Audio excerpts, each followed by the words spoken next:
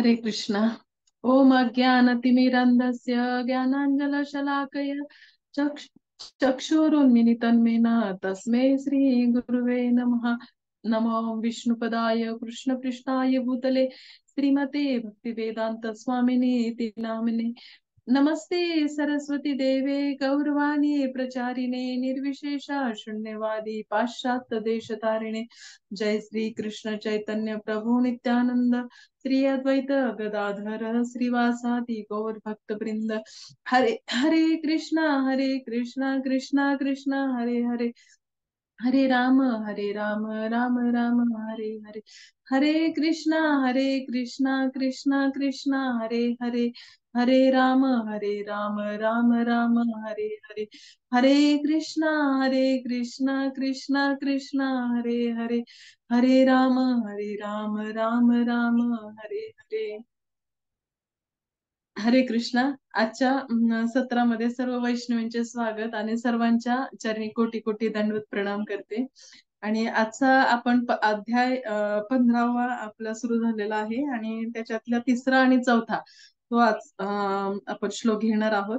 तर तो श्लोक असा आहे, अश्वत्थमेनं सुविरूढमूलम् असङ्गशस्त्रेण दृढेन चित्वा ततः पततात् परिमार्गितव्या यस्मिघ्नता न निवर्त्यन्ति भूया तमेव चाद्यं पुरुषं प्रपद्ये यत प्रवृत्ती प्रसुता पुराणी।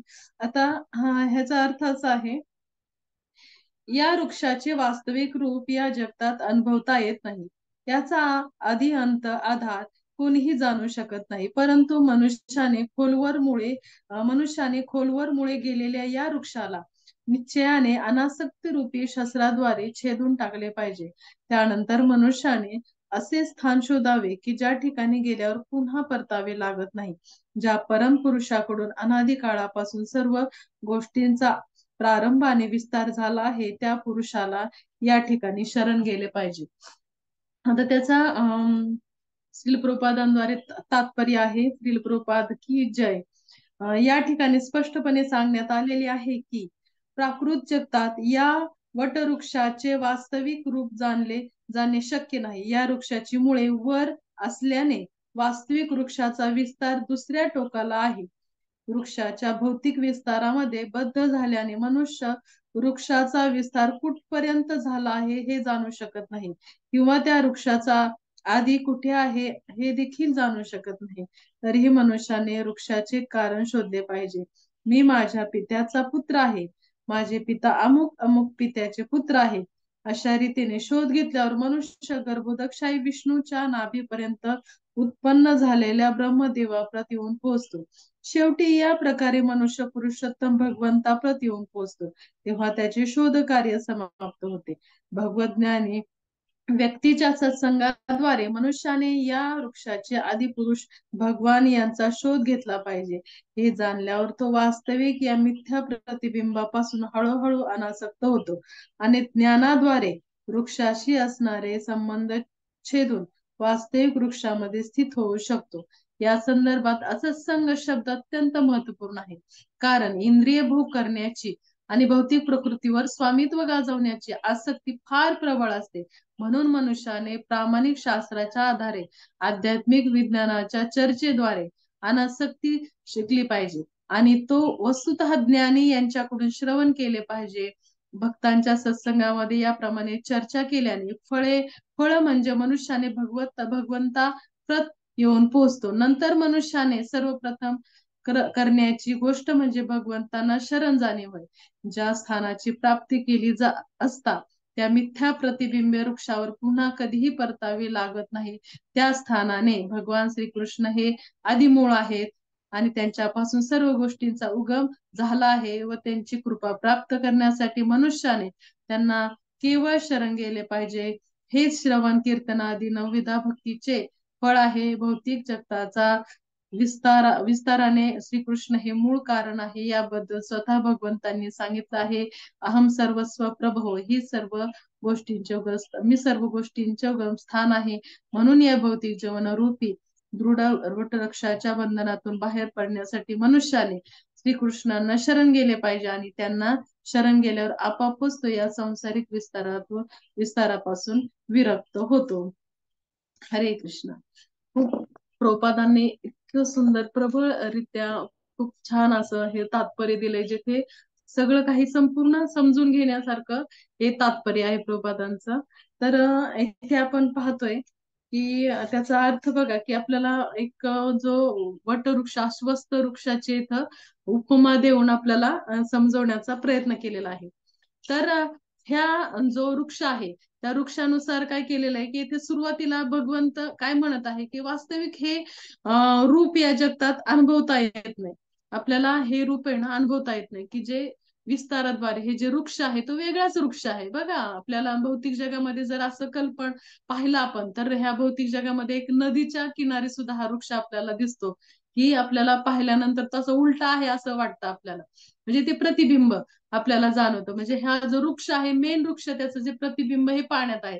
त्याच पद्धतीने हे जे आध्यात्मिक जगत आहे त्याचं हे जे प्रतिबिंब आहे ना हे भौतिक जगत आहे. त्याच्यामुळे जे काही आहे ना ते आहे, परंतु हे काही वास्तविक सत्य नाहीये. म्हणून असं हे पुढे भगवंत म्हणतायत की आधी अंत आधार कोणीही जाणू शकत नाही. कोणीही जाणू शकत नाही. अनासक्ती रूपी शस्त्राद्वारेच हे छेदले जाऊ शकते. मग त्यानंतर काय सांगितलंय पुढे काय करायचंय, म्हणजे अनासक्तीद्वारे आपण हे ज्या फांद्या आहेत ते छेदू शकलो, तरी सुद्धा मग काय करायचंय पुढे आपल्याला, तर शरण जायचंय.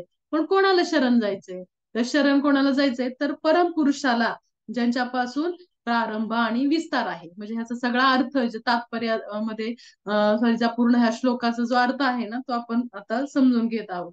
तर ह्या संपूर्ण जीवनाचा म्हणजे एक आयत सांगितले आपल्याला की कशा पद्धतीने हे अनुभवासारखा हा वृक्ष तर नाहीये. त्याचा आधी अंत आधारी कोणी जाणू शकत नाही, एक पाहिलं आपण. दुसरी तिसरी गोष्ट काय पाहिली, तर मनुष्याला खोलवर मुळे जे गेलेले आहे त्या वृक्षाचे ते कोणाद्वारे आपल्याला निघता येईल, काय केल्यानंतर हे छेदू शकतो आपण, तर अनासक्तीद्वारे. त्यानंतर काय करायचंय, त्यानंतर काय करायचंय तर पुन्हा आपल्याला ह्या भौतिक जगात पुन्हा परतून यायचं नाही. मग त्याच्यासाठी काय करायचंय तर परमपुरुषाला आपल्याला शरण जायचंय. मग कोणत्या काय परमपुरुषाची क्वालिटी काय आहे? तर त्याचा त्यांनी प्रारंभ आणि विस्तार झालाय. तर त्या परमपुरुषापासून काय झालंय, प्रारंभ आणि विस्तार झालेला आहे. म्हणजे आरंभही तेच आहे आणि सगळा जो आता विस्तार दिसतोय ना तो त्यांनीच केलेला आहे. अशा परमपुरुषाला आपल्याला शरण जायचे. मग ह्या सगळ्या ह्या अर्थाद्वारे, कारण हे 2 श्लोक आहेत आणि ते 2 श्लोक जे आहेत ना अत्यंत महत्वपूर्ण आहेत, कारण ते आपल्याला पूर्ण आपल्या जीवनाचा गोल सांगत आहेत.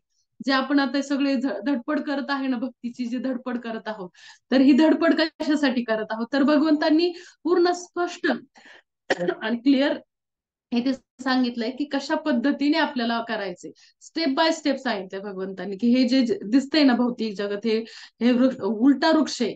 जे हे उलटा वृक्ष आहे, जे भौतिक जगामध्ये आपण गेल्या कालच्या श्लोकामध्ये सुद्धा आपण पाहिलं, की ज्या दुसऱ्या सुद्धा श्लोकामध्ये पाहिलं की हे जे वृक्ष म्हणजे काय, त्या वृक्षाला काय केलेलं आहे की पोषण कोणी केलंय, ह्या वृक्षाला पूर्ण पोषण कोणी केलंय, तर ह्या ज्या त्रिगुण आहेत ना त्यांनी ह्या पूर्ण वृक्षाला पोषण केलेलं आहे.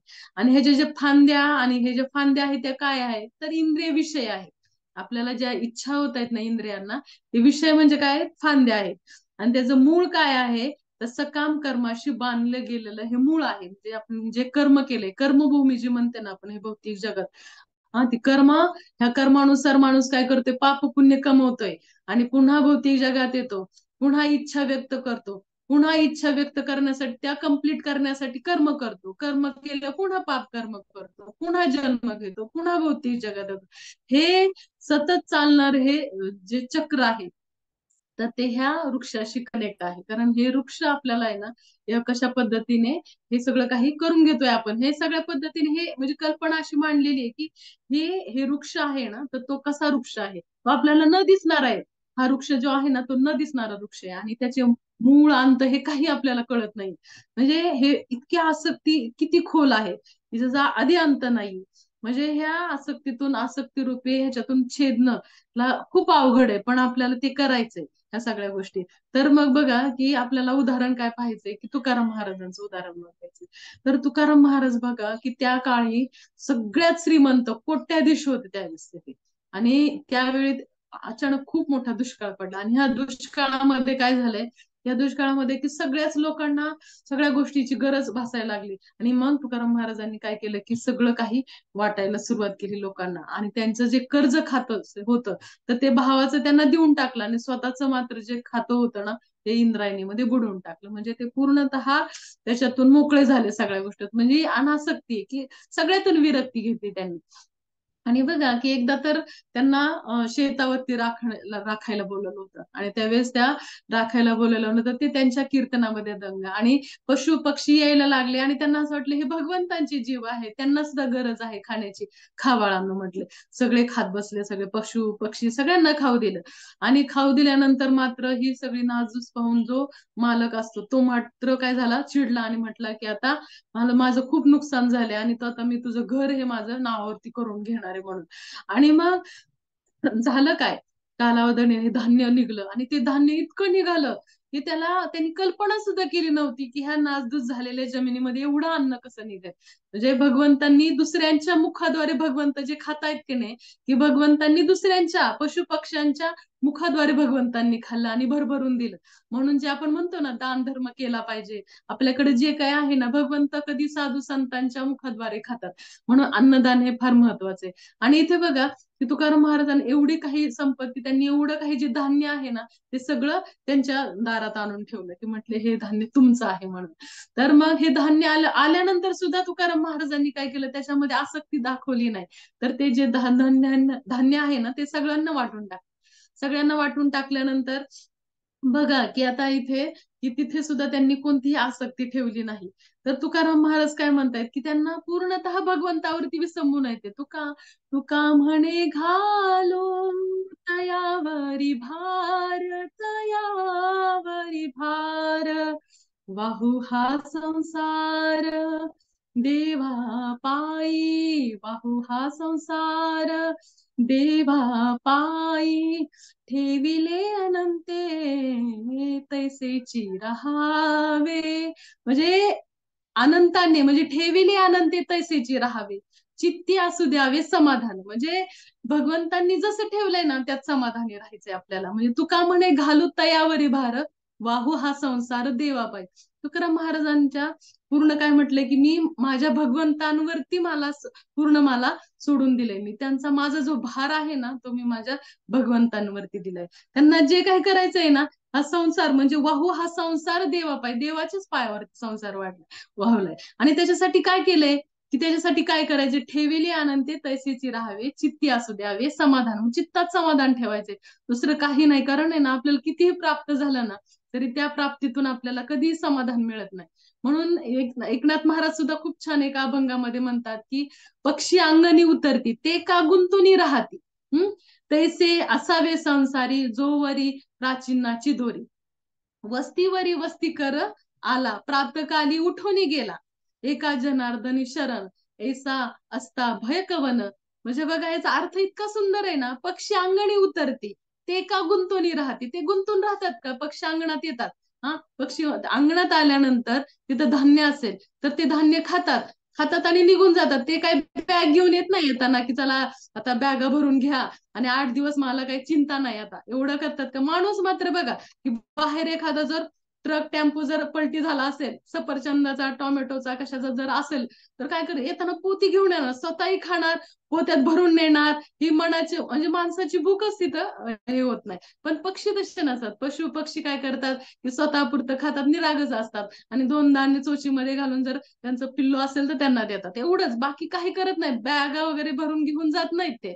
त्याच्यामुळे हे बघा की पुढे सुद्धा म्हणते असावे संसारी तोची प्रचिन्नाची दोरी. म्हणजे असावे संसार, कसं संसारात असलं पाहिजे की तोवरी जैसे असावे संसारी, म्हणजे जोपर्यंत आपलं प्रारब्ध आहे ना तोपर्यंत आपल्याला भोगायचंय. म्हणजे जे काही चालू ना, सुख येतंय दुःख येतंय, पण लक्षात ठेवायचे आपलं प्रारब्ध आहे ना तोपर्यंत मला जगायचे, तोपर्यंत जगायचे आणि भक्ती करायची. म्हणजे भक्ती करत राहायची, क्षणोक्षणी भगवंतांचं नामस्मरण करत राहायचंय. आणि मग हे फक्त जीवन कटवायचंय.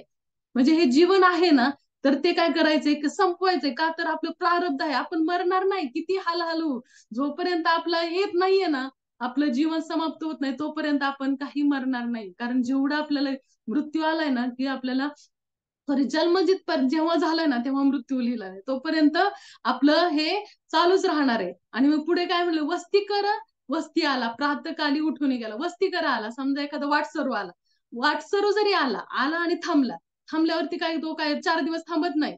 4 दिवस थांबतो का, नाही थांबत, तो येतो आणि त्याचा वेळ होतो, त्याला पुढे प्रवास करायचा असतो, निघून जातो. त्या पद्धतीने आपले की आपण वस्तीकर आहोत तिथे, ह्या भौतिक जगात आलेले आपण वस्तीकर आहोत. वस्तीकर येणार आपण, आल्यानंतर आपलं जोपर्यंत प्रारब्ध आहे तोपर्यंत आपण जगणार, जगल्यानंतर आपल्याला निघून जायचंय, थांबायचं नाहीये आपल्याला. हम्म. जसं एका जनार्दनी शरण ऐसे असता कवन, म्हणजे एका जन शरण, भगवंतांना शरण, राधा राणीची शरण घ्यायची. एक तर आपण गौडीय वैष्णव आहोत. गौडीय वैष्णव हे कोण आहेत, तर राधा राणीचे दलातले आहोत. 2 दल आहेत ना, एक भगवंत, त्या पद्धतीने आपण राधा राणीच्या दलात आहोत आणि राधा राणीच्या पूर्ण राधा राणीला शरणागती आपल्याला घ्यायची. बघा की एखादं वडिलांकडे जर मुलं असेल, छान नटून जर मुलं आलं असेल तर वडील लगेच उचलतात ना. जर शी चुकीला असेल तर राहू द्या राहू द्या म्हणतात, तसेच राहू द्या. मग काय करते, आई उचलते, त्याला छान नटवते, त्याचं सगळं व्यवस्थित करते आणि ते पुन्हा म्हणजे वडिलांना दाखवते आणि मग वडील आनंदाने उचलून घेतात. त्या पद्धतीने आपल्याला कोण उचलणार आहे, आपण असले इतके पापी जीव आहोत आपण की आपल्याला कुठेच थारा नाहीये आपल्याला. अशा आपण पापी जीव आहोत, आपल्याला काही करायचं म्हणलं तरी करता येत नाही. कोणती अगदी भगवंताची भक्ती नामस्मरण करायचं म्हटलं तरी झोप लागते, वाचायचं म्हटलं तरी झोप लागते, प्रवचन ऐकायची म्हटली तरी झोप लागते. ह्या झोपीपुढे काही करताच येत नाही आपल्याला. अशी आपली इतकी डळमळी स्थिती आहे आपली. सतत दुसऱ्यांमध्ये दोष दिसतात, सतत आपल्याला काही ना काहीतरी, कुणी काही म्हटलं ना, मी नम्र नम्र ह्याचा नुसता आव आपण आणतो. दुसरं कुणी काही म्हटलं की लगेच, हा मला असं म्हटलंय, बरं नम्रता म्हटलं काय, आपण मी खूप नम्र आहे असं म्हटलं ना, माताजी तुम्ही किती नम्र आहात, हा बरं माताजी मग चला मग किचन मध्ये आपल्याला भांडे घासायचे, हा हा मी सिनियर आहे, मला काय तुम्ही काम सांगताय म्हणून, असं मग लगेच म्हणणार, नाही तुम्हीच म्हटलं ना आता नम्र आहे तुम्ही म्हणून.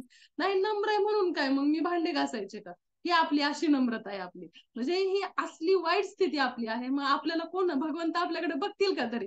त्याच्यासाठी राधा राणी आपल्याला ज्यावेळेस तिला शरण जाऊ, त्यावेळेस ती आपल्याला आपल्यातले दोष काढून आपल्याला नटवे, त्यावेळेस भगवंत हा हा भक्त चांगलाय बाबा, मग चला उचलायला, म्हणजे घ्या शरण. मग ही जी गोष्ट आहे ना आपल्याला, ती कधी होणार आहे आपल्याला, ज्यावेळेस आपल्याला शरणागती आपल्याला आपल्याला प्राप्त होणार आहे. म्हणजे ऐसे असता भय कवन, म्हणजे महाराज म्हणतात ऐसे असता भय कवन, म्हणजे जेव्हा तुम्ही शरण घेताल मग त्याला घाबरायचं काय कारण आहे. अभय चरण अरविंद, म्हणजे काय अभय देणारे भगवंत आहेत ना, त्यांना शरण घेतल्यानंतर मग घाबरायचंय काय. बघा की आपल्याला ना सगळ्या गोष्टी प्रॅक्टिकली केल्या पाहिजेत. आपलं जीवन किती आहे, तर आपल्याला शक्यतो आहे ना 60 नंतर आहे ना, की आपल्याला एक बोनस जीवन मिळालेलं असतं. 60 वय ओलांडलं ना बोनस, त्याच्यामुळे हे धरायचं नाही 60, 30-60 पर्यंतच धरायचं. आणि वय एकदा 30 झालं ना, की 30 नंतर आहे ना, की आपण आहे ना मनामध्येच आहे ना आपल्या स्वतःमध्ये आसक्ती निर्माण, निरासक्ती आपल्या मनामध्ये झावायला पाहिजे. कारण आहे ना 30 वय झालं ना, की निरासक्तीचा अभ्यास करायला सुरुवात करायची आणि 40 नंतर आहे ना पूर्ण अनासक्त व्हायला सुरुवात करायची. आपण म्हणतो ना वानप्रस्थ घ्यायचं, वानप्रस्थ. असं नाही म्हणत की हा सगळा संसार सोडून मला आता कुठेतरी वनात जायचंय. हे तर वनामध्ये वृंदावनमध्ये जाणं झालं तर शक्य, तरी सुद्धा आपल्याला आपल्यात तेवढी आसक्ती अजून मिटलेली नाहीये. त्याच्यासाठी काय करायचं, आपल्याला अभ्यास करायचा. बघा 30 वय झालं ना की सुरुवात करायची, म्हणजे आता अभ्यास करायला सुरुवात. अभ्यासानं कोणते म्हटले ना, भगवंत सुद्धा म्हणतायत की अभ्यास केला पाहिजे. त्यासाठी मनातून अभ्यास करायचा, कोणाला दाखवायचं नाही, काही नाही दाखवायचं कोणाला, फक्त मनातून प्रॅक्टिकली व्हायचं. आणि मग आसक्ती, हे कोणत्याही गोष्टीसाठी आसक्ती जी आहे ना आपली सोडायला सुरुवात करायची. एकदा मग ही झाली प्रॅक्टिस, 10 वर्ष प्रॅक्टिस. एकदा 40 ओलांडली की मग म्हणायचं की आता मला वानप्रस्थ घ्यायचंय. कोणाला सांगायचं नाही की मी वानप्रस्थ घेणार आहे, फक्त मनामधून आपल्याला वानप्रस्थ घ्यायचा. मनामधून वानप्रस्थ कसा घ्यायचा, की सगळ्या गोष्टीतून मग काय करायचं की प्रत्येक खूप काही इच्छा करायच्या नाही. म्हणजे मला हे पाहिजे ते पाहिजे, सगळ्या गोष्टी मिळवायची इच्छा करायची नाही. आता ते झालं एक इच्छा. मग नंतर काय करायचं, शोक करायचा नाही. काही गोष्ट घडेल ना तर भगवंतावर सोडून दे, हे भगवंतांनीच ठरवलंय, ते ठरवतायत ना तेच होतं, हे फिक्स मनामध्ये ठरायचं. आणि पूर्ण अनासक्त व्हायचं, की कोणताही शोक करायचा नाही. कोणतीही गोष्ट घडली ना जास्त शोक करायचा नाही. भगवंत आहेत ना, ते ठरवलंय, त्यांनी ठरवलंय, त्यांनी केलंय, ठीक आहे, चांगलंय, असं म्हणून पुढे जायचं. पुन्हा काय करायचंय, की आपलं आहे ना, म्हणजे ह्या सगळ्या गोष्टीमध्ये की बाहेरचं महत्वाचं सगळ्यात नाही ना, बाहेरचं खायचं बंद करायचं. बाहेरचं खाणं आहे ना, आपल्याला काय होतं की एक एक प्रकारे ना बघा, की आपण यज्ञातून भगवंत जसं खाताय, अग्नीद्वारे भगवंत खातायत ना, तसं कुठेही अन्न शिजवलं, एकदा त्या अग्नीला अन्नाला जर अग्नी लागला ना, की त्याच्यामध्ये जी व्यक्ती ही अग्नी लावत असते ना, त्याची वृत्ती, त्याचे सगळे अवगुण त्याच्यामध्ये शिरतात. आणि आपण ते जे खातो ना, की ते खाल्ल्यानंतर आपोआपच ते खूप तीव्रतेने आपल्यामध्ये जातं. जे आपलं मन सतत चंचल राहतं, सतत आपल्याला आहे ना मन असंतुष्ट राहतं ना, त्या कारणासाठी राहतं, की आपण आहे ना काय करतो, सतत बाहेरचं खाल्लं, की त्याच्यामुळे ते सगळं काय होतं, की आपल्यामध्ये सगळे अवगुण शिरायला सुरुवात. त्या माणसाची एक तर पाप कर्म पण घेतो आपण. कशाला दुसरं खाऊन, दुसऱ्यांचं खाऊन त्यांचं पाप कर्म का घ्यायचं आपण? एक तर आपल्याला हायच पाप आपलं फेडता फेडता नाकी नऊ येते. आणखीन दुसऱ्यांचं पाप घेऊन त्याचं फेडायला कुणी सांगितलंय? त्याच्यासाठी काय करायचं? बाहेरचं खायचंच नाही. एक तर ज्याला अग्नी दिलं नाही ना, ते अन्न खाऊ शकतो आपण. ज्याला अग्नी मिळाली नाही, त्याला ते अन्न खाऊ शकतो. आणि जे मग हे आपण आहे ना, कशामुळे करायचं आपल्याला, की आपण आता मनातून वानप्रस्थ घेतलंय ना, मग वानप्रस्थ घेतल्यावर ह्या गोष्टी आपण पाळायला सुरुवात करायची. की हळू-हळू, हळू एक वर्षभर प्रॅक्टिस करा. वर्षभर प्रॅक्टिस करा. खाल्लं ना बाहेरचं, की एक माळ जप करायची. बाहेरचं अन्न खाल्लं, की मग शिक्षा म्हणून. कारण आपलं नाम जप करणं म्हणजे एक प्रकारे एक्स्ट्रा 16 पेक्षा जास्त करणं म्हणजे शिक्षा वाटते. मग तसं आहे. ते आपली ना प्रत्येक गोष्टीला शिक्षा ठेवायची. हरिनाम एक माळ जपायची शिक्षा. प्रत्येक गोष्टीला शिक्षा ठेवायची. असं ह्या मनाला वळण लावायचं. मग बाहेरचं अन्न खाल्लं की एक एक माळ एक्स्ट्रा मध्ये करायची. असं करत करत करत अभ्यास करत करत आहे ना बाहेरचं पूर्ण अन्न बंद करायचं. आणि मग मात्र मन स्थिर होऊन नामजप करायचा. जास्त इच्छा आपल्यामध्ये मनामध्ये सुद्धा येत नाहीत आपल्या. मग त्याच्यामुळे आपला सेवाभाव वाढवायचा. आता सेवा सुद्धा एक बघा, की प्रवचनामध्ये एकदा प्रभुपाद प्रवचन करत होते आणि प्रवचनामध्ये काय होतं, की एक अचानक माणूस उठला आणि भक्त उठला आणि निघाला. तर प्रभुपाद त्याला विचारतात, "तू का उठला प्रवचनामधून आणि का निघालाय?" तर ते म्हटले, "नाही, नाही, माझी सेवा आहे ना, मग सेवा करायसाठी चाललो." तर प्रभुपाद काय सांगतात, खूप सिरियसली गोष्ट सांगतायत, की तुम्ही श्रवणाशिवाय जी सेवा करता तर ती सेवा म्हणजे काय होते, की उग्र कर्म होतं तुमचं. असं त्यांनी कठोरतेने सांगितलं प्रभुपादांनी. की श्रवण करून जी सेवा करतो ना आपण ते खरीच सेवा होते. मग त्यासाठी मग असंही प्रॅक्टिकली विचार करत काही ना ह्या सेवा असतात, ज्यावेळेस प्रवचन चालू असतं तर ठीक आहे त्यावेळेस सुद्धा तिथं साऊंड सिस्टीम चालू असते ना आपण ते प्रवचन ऐकत ऐकत आपण सेवा करत असतो. परंतु आपल्याला श्रवणाला सुद्धा तितकं महत्व दिलं पाहिजे हे प्रभुपादांनी सांगितले आपल्याला. कारण ते श्रवण नाही ना केलं आणि आपण जर फक्त सेवा केली आणि सेवा केली की आपल्याला माहिती होत नाही की सेवा सुद्धा करायची असेल ना तर त्याच्यासाठी सुद्धा ती एक भावना आपल्यामध्ये असली पाहिजे की ती भावना म्हणजे त्या भावनेने सेवा केली पाहिजे. बघा एखाद्याची खूप सेवा करतोय तरी सुद्धा खूप मन चंचल राहतं. खूप तीव्र इच्छा निर्माण होतात. मी इतकी सेवा करून सुद्धा माझं मन एवढं तीव्र इच्छा का व्यक्त करते? तरी सुद्धा माझं मन स्थिर अजून नामजपामध्ये का होत नाही? ह्या प्रश्न आपल्याला कधी कधी पडला ना तर आपण विचार करायचा की मी सेवा कोणत्या भावनेने करतोय? ह्या सेवेमुळे मी हे तर करत नाही ना गर्विष्ठपणा, हा मी सेवा केली, मी सेवा केली, हा तर गर्व माझ्यात येत नाही ना, हा प्रश्न आपण स्वतःला विचारायचा. कारण जर त्या सेवेत आपल्याला तेवढं डिटरमाइंड नसेल आपण, नम्रता आपल्यामध्ये नसेल नाही आपली सेवा करताना, तर काहीतरी चुकतंय हे आपण ठरवायचं. मग प्रत्येक सेवा करताना की आपण स्वतःचं निरीक्षण करायचं. सेवा म्हणजे काय फक्त किचन सेवा नाही, की आपण प्रवचन सेवा करतो, आपण बाहेर एखादं प्रीचिंग सेवा करतो किंवा एखादं आणखीन बुक डिस्ट्रीब्युशन करतो. ह्या सगळ्या खूप सेवा आहेत आणि त्या सेवेमध्ये आपण आपली मनस्थिती कशी ठेवली पाहिजे हे पण फार महत्वाचे आहे. कारण सेवेने जर आपण मनस्थिती तशी व्यवस्थित नम्रतेची ठेवली ना तरच आपल्याला त्या सेवेचा फायदा होतो. नाहीतर आपल्याला ती सेवा काय होऊ जाते आपली, ती सेवा एक प्रकारे अवगुणच वाढवते आपल्याला. कारण आपल्याला मध्ये गर्विष्ठपणा येतो आणि जिथं गर्व येतो ना भगवंतांना अजिबातच गर्व आवडत नाही. कारण भगवंतानं कण मात्र सुद्धा गर्व आला ना की तो मेरू पर्वता एवढा वाटतो. म्हणून आहे ना की पूर्णतः आपण सेवा करायची, परत सेवा झाल्यानंतर भक्तांचा आश्रय ग्रहण करायचा आहे. भक्तांचा आश्रय आणि नाम जपावरती आपल्याला भर द्यायची आणि ह्या सगळ्या गोष्टी आहेत ना आपल्याला खूप करायच्यात. जेणेकरून काय होणार आहे की आपल्याला ह्या सगळ्या गोष्टी आपल्याला छेदता येतील सगळ्या.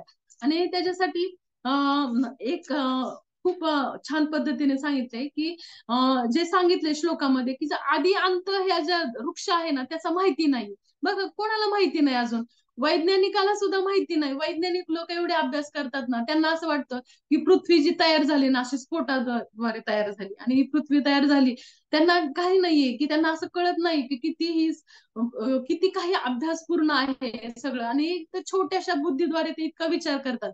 आणि त्यांनी जोपर्यंत ते गीता आणि शास्त्र वाचत नाही ना, तोपर्यंत त्यांना लक्षातच येणार नाहीये की कशा पद्धतीने पृथ्वी आहे, की पंचमहाभूतांपासून बनली, आणि एकावर एक कसे पद्धतीने लेयर्स आहेत. आणि ते लेयर्स आहेत ना, कशा पद्धतीने एकपट वाढत जातात लेयर्स. आणि त्या प्रत्येक लेयरची एक एक अधिष्ठाता देवता असते.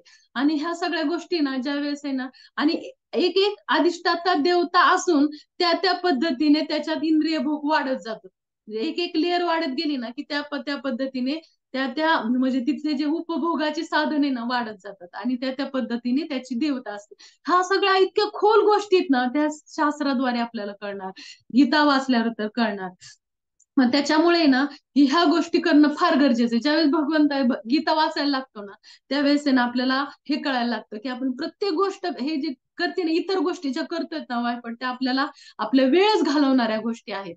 आणि ज्याला खूप संपत्ती कमवायची, प्रतिष्ठा कमवायची, तर त्यांनी त्याच्यासाठी ते हे विसरावं लागेल त्याला, की आपल्याला प्रत्येक क्षण हा वाया जातोय हे विसरावं लागेल. आपण जे करतोय ना वाया जाणाऱ्या गोष्टीत, हे विसरावं लागेल. त्याला हा पूर्ण असं लक्षात घ्यावं लागेल की आपण जे करतोय ना ते खूप चांगलं आहे. हे जेव्हा कळेल ना, तेव्हा तो संपत्ती कमवू शकेल किंवा त्याला प्रसिद्धी कमवू शकेल. आणि जेव्हा त्याने गीता भागवत वाचलं ना, त्यावेळेस त्याला कळेल की प्रत्येक गोष्ट ही निरर्थक आहे. हे जे कमवतोय ना आपण, ते प्रत्येक गोष्ट निरर्थक आहे. आणि मग इथे येण्याचा उद्देश काय, की आपल्याला जे कर्म, प्रारब्ध हे सगळं संपवत संपवत आपल्याला इथे जायचे. तर बघा की कोणी टॉयलेटमध्ये जाऊन आणि खूप वेळ वाया घालवत नाही. जे काही काम करायचे ते काम करतं आणि बाहेर निघतं. मग शोक करत बसत नाही, अरे मला माझं किती वेस्ट वाया गेला, असं शोक कोणी करतं का? कोणी करत नाही. हे कोणी निघतं बाहेर निरासक्त होऊन. तसं हे भौतिक जग आहे. ह्याच्यामध्ये जे काही झालंय ना, इच्छा समाप्त, सगळे काही प्रश्न आहे, जे कठीण गोष्टी त्या भौतिक जगामध्ये आल्यानंतर या सगळ्या गोष्टी समाप्त करायच्यात. एक एक गोष्ट समाप्त करायची, निघायचे, निरासक्त होऊन निघायचे. मग हे जे उलटा जो वृक्ष आहे ना, ते कुठून आलाय, त्याचा अंत काय, ह्या सगळ्या गोष्टी आहेत ना, ह्या ह्या आपल्याला अजूनही कळत नाहीयेत. त्याच्यामुळे काय करायचंय, ह्या सगळ्या इच्छांमधून, म्हणजे मी इच्छेतून ह्या मुक्त झालोय असं कोणी म्हणू शकत नाही. कारण जोपर्यंत आहे ना, हा एक प्रकारे बघा की मी असं एखादा आला समोर आला आणि म्हटलं की मला हो का माताजी, आता मी सगळ्या गोष्टीतून आता मुक्त झालीये, मी आता सगळ्या इच्छातून मुक्त झाली, असं कोणी म्हणूच शकत नाही. कारण बघा की हे शरीर मिळालंय ना, तर ह्या इच्छा केल्यात, आपण इच्छा केल्यात, त्यामुळे तर हे शरीर मिळालं. ज्यावेळेस तुमच्या पूर्ण इच्छातून मुक्त होताल ना, तेव्हा हे शरीर पण नसणार आहे तुमचं. पण असं होतच नाही ना, की इच्छा पूर्ण समाप्त होणार आहे. त्याच्यासाठी काय करायचंय, इच्छा फक्त डायव्हर्ट करायच्यात. इच्छा काय करायच्यात, की प्रत्येक गोष्टीची इच्छा ही भगवंतांकडे न्यायची. प्रत्येक गोष्ट इच्छा ही भगवंतांकडे, म्हणजे काही जरी इच्छा झाली ना, की मला हे भगवंतांसाठी करायची, ही इच्छा करायची. कारण इच्छा काही समाप्त होणार नाही. कारण आपल्याला शरीरच मिळालंय हे इच्छेसाठी. इच्छेमुळे तर शरीर मिळालंय आपल्याला. म्हणून सर्वसामान्य म्हणजे बघा, या भौतिक जगात आलोय, सर्वसामान्य लोक कोणी जेलमध्ये जातात का? नाही. कोणी चांगला पराक्रम केलाय तो जेलमध्ये जातो. म्हणजे उलट म्हटलं मी, म्हणजे त्यांनी काहीतरी पराक्रम केलाय म्हणून तो जेलमध्ये गेलाय. म्हणजे याचा अर्थ काय, जेलमध्ये म्हणजे आपण या भौतिक जगात आलोय, काहीतरी पराक्रम करूनच आलोय ना भौतिक जगात. मग ह्या पराक्रमाचे म्हणजे आपण कुठून कुठून येतोय हे का आपल्याला कळत नाहीये आपल्याला. म्हणजे आपली जी ओळख आहे, की आपण म्हणतोय की मी भारतीय आहे, मी महाराष्ट्रीयन आहे, मी बारामतीकर आहे, मी काटेवाडीकर आहे, काटेवाडीमध्ये मी राहते, असं जर म्हटलं, मी इथे राहते, तर मला म्हटले वडील की लग्न कर. बरं केलं लग्न, म्हटले मूलबाळ होऊ दे. बरं झाली मुलं, एक काय दोन तीन होऊ दे. आता ते मुलं झाल्यानंतर काय, त्यांची शिक्षण होऊ दे. मग झाली शिक्षण केली, त्यांची आता लग्न होऊ दे, त्यांची लग्न, त्यांची नातवंड, त्यांची मुलं, माझी नातवंड, हा सगळा मोठा संसार, हा पसारा मी आता केलाय. ही माझी ओळख मी सांगितली. काय सांगितली? ही खोटी ओळख सांगितली मी माझी. ही मी आज जीवनभरी अशी ओळख सांगणार आहे. मेल्यानंतर पुन्हा पुढचा जन्म घेणार, पुन्हा दुसरी खोटी ओळख सांगणार आहे. हे सगळं जे चालू आहे ना, हे सगळ्या खोट्या ओळखीचं चालू. सत्य ओळख काय आपली? ही सत्य ओळख आहे की आपण कोण आहोत, भगवंतांचे दास, दासानुदास, ही आपली खरी ओळख आहे. आणि ती ओळख आपल्याला सांगायची. हे नाही ओळख सांगायची मी कोण आहे, माझी मुलं कोण आहेत, त्यांचं काय करायचंय. ही सगळी आपली आहे ना खोटी ओळख आहे. आणि त्या खोट्या ओळखीसाठी ना आपण आहे ना धड धड इतकी पळपळ पडतो आणि इतकी धडपड करतो ह्या सगळ्या गोष्टीसाठी. बघा की आता इतका निरासक्त व्हायचंय आपल्याला, म्हणजे की जसं की तुकाराम महाराज जेव्हा वैकुंठाला जायला लागले, वैकुंठाला जाताना आवलीला म्हटले की आवली चल, चल म्हटले की आता मी वैकुंठाला चाललोय, तू पण चल माझ्या बरोबर. त्यावेळेस आवली काय म्हटली, नाही नाही नाही, म्हणती माझी माहेरची म्हैस आली, ती आली वेळेला, आता तिच्याकडे कोण बघणार, मी तुमच्याकडे आले तर मला काही यायचं नाही म्हणते. ही झाली आवलीची स्थिती.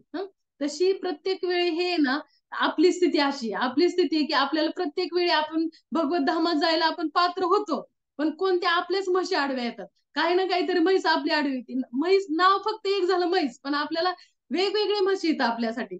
सगळ्या ह्या ज्या आडव्या येणाऱ्या म्हशी आहेत, तर त्या काय करतात, भगवत धामापर्यंत जाण्यासाठी आपल्याला अडवतात. मग त्याच्यासाठी काय केलं पाहिजे आपण, ह्या आसक्तीतून दूर झालं पाहिजे. आता इथं आवली आणि तुकाराम महाराज हे तर दोघही कोण आहेत, वैकुंठवासी आहेत. म्हणजे आम्ही वैकुंठवासी आलो याच कारण असते. बोलले जे ऋषी साच भावी वर्तावय, म्हणजे वैकुंठातून आलेले ते आहेत. आता आवली सुद्धा ही भगवंतांची भक्त आहे, पण आपल्याला दाखवायसाठी आली की आपल्याला जसं आवलीची म्हैस आडवी आली, तशी आपल्या पण म्हशी सगळ्या आडव्या येतात ना आपल्याला, प्रत्येक गोष्ट बाहेर जाण्यापासून. त्या पद्धतीने की ते आपल्याला फक्त दाखवण्यासाठी, लोक मोठी लोक आहेत ना, आपल्याला दाखवण्यासाठी असे वागतात की ते आपण हे केलं नाही पाहिजे. ह्या सगळ्या गोष्टी आपल्या जोपर्यंत प्रारब्ध आहे तोपर्यंत इथं आपण आपल्याला जीवन बघा, जसं मगाशी सांगितलं तसं जन्म झाले, मृत्यू हा फिक्स आहे आपला.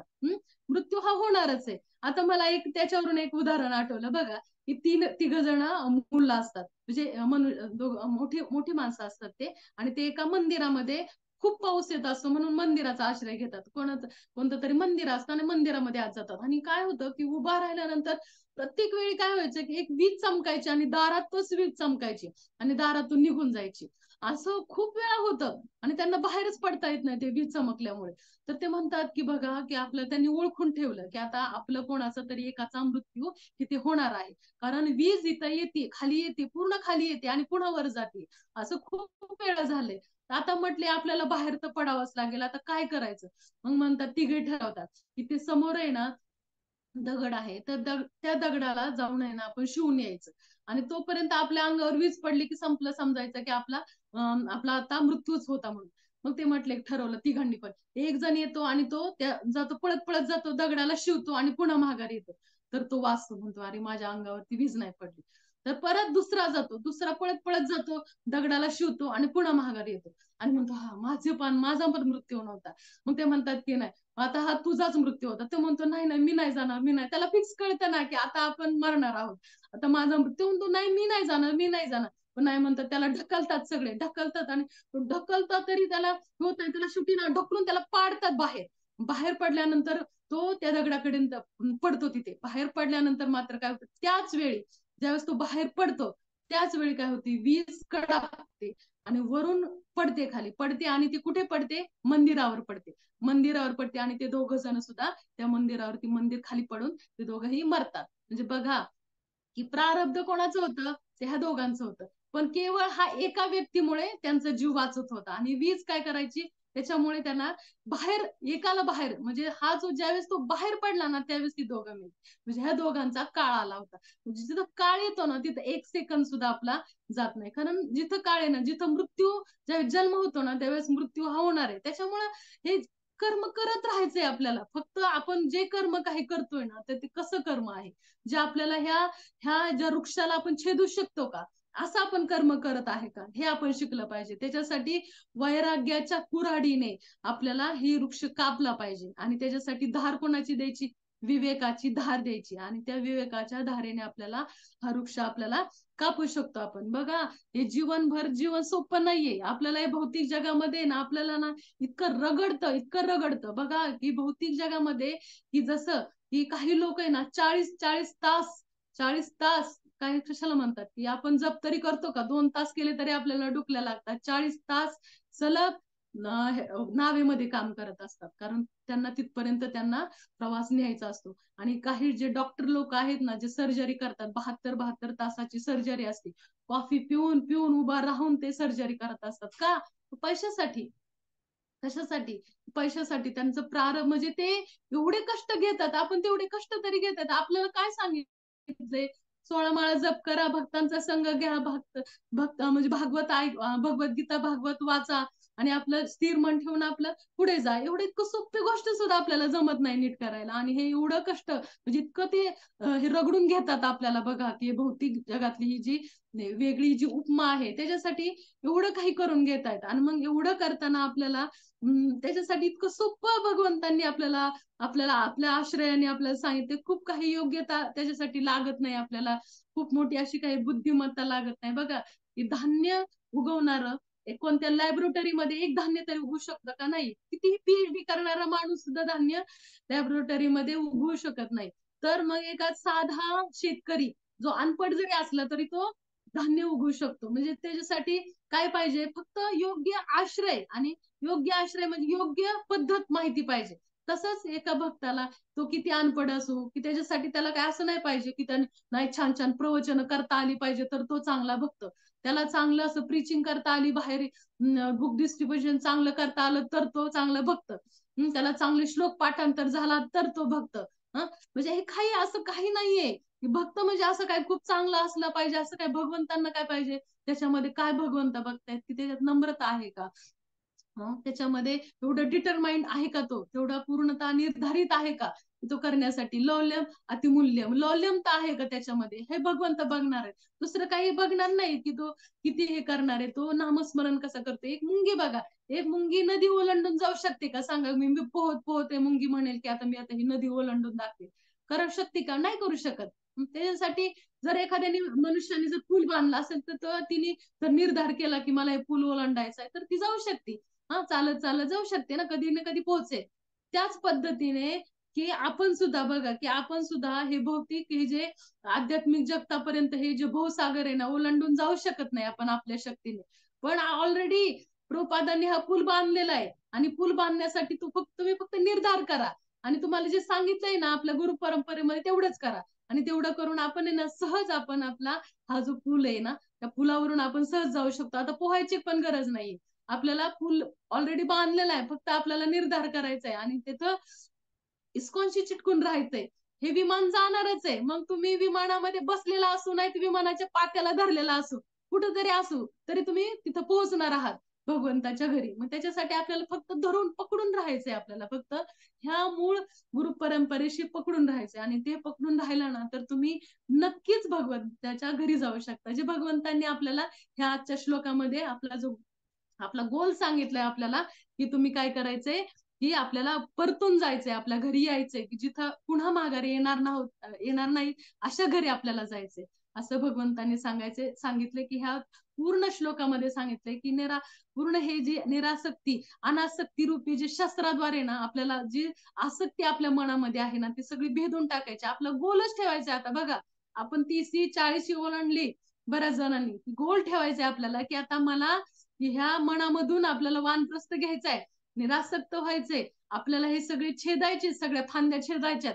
आणि त्याच्यानंतर पूर्णतः भगवंतांना शरण जायचंय. आणि आपल्याला गोल काय सांगितलंय, की तुला पूर्ण निरासक्त होऊन मला तू असं घर शोध. असं घर म्हणजे भगवंतांचं घर आहे ना, ते घर शोधायचंय. ते घराकडे जायचंय, आपल्याला काही करून जायचंय आपल्याला.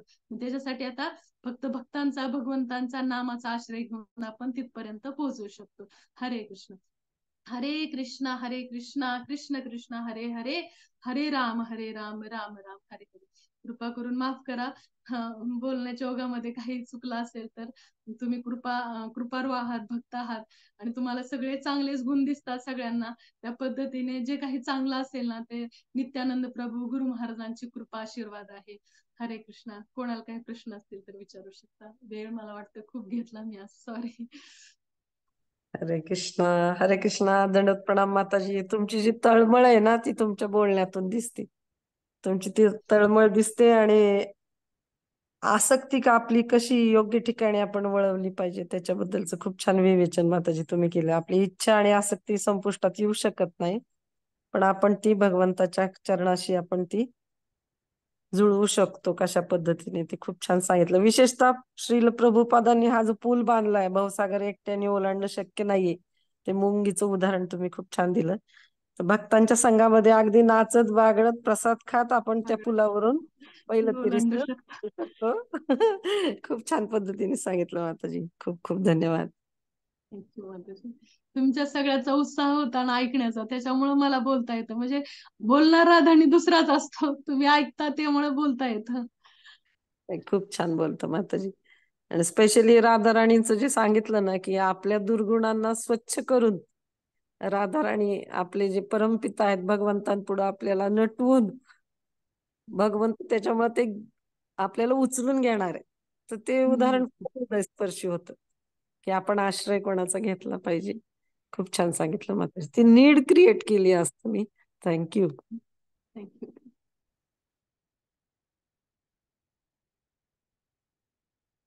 अनम्यूट करायचंय का बाकीच्यांना? होईल का? एक मिनिट. मी खूप होस्ट आहे बघा.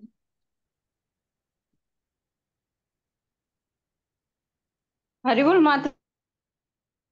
अरे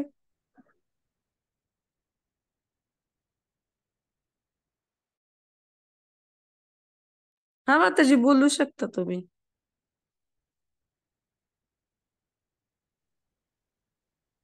कोणाला काही प्रश्न असतील तर विचारू शकता.